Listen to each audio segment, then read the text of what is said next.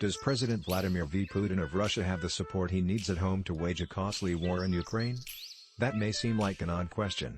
After all, Mr. Putin has already invaded Ukraine, suggesting he feels confident in his resources.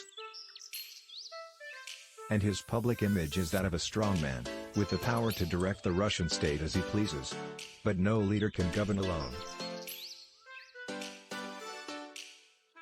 And a series of events this week, including Russia's decision to throttle access to Facebook and censor news about the war in Ukraine, raise questions about just how much political support Mr. Putin will be able to draw on during the conflict.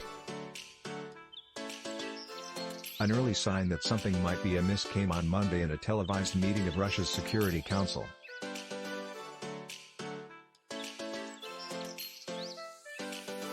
Mr. Putin seemed to expect all of the assembled officials to unquestioningly advise him to recognize the independence of Russian-backed separatist regions in eastern Ukraine, a public show of elite support for war, just days before it began in earnest.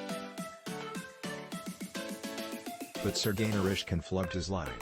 Mr. Naryshkin, the director of foreign intelligence, stuttered uncomfortably when Mr. Putin asked him about recognizing the separatists' claims. Then he seemed to overcorrect, saying he thought Russia should recognize the breakaway republics as part of Russia.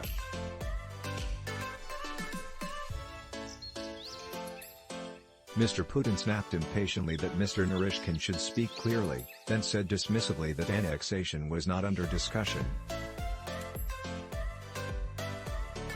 The moment seemed so significant because all authoritarian leaders rule by coalition, even if, like Mr. Putin, they often appear to be wielding power on their own. The specifics of the power-sharing coalitions vary by country, with some leaders backed by the military, and others by wealthy business leaders or other elites. But Mr. Putin's coalition is primarily made up of the Siloviki, a group of officials who came to politics after serving in the KGB or other security services, and who now occupy key roles in Russia's intelligence services, military and other ministries. That's the system that brought him to power. For decades, Mr. Putin has proved himself to be highly skilled at maintaining his relationships with elites.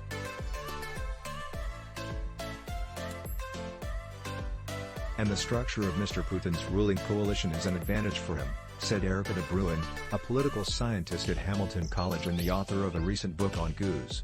Where political power is more centralized in an individual ruler, as is the case in Russia under Putin, it can be so.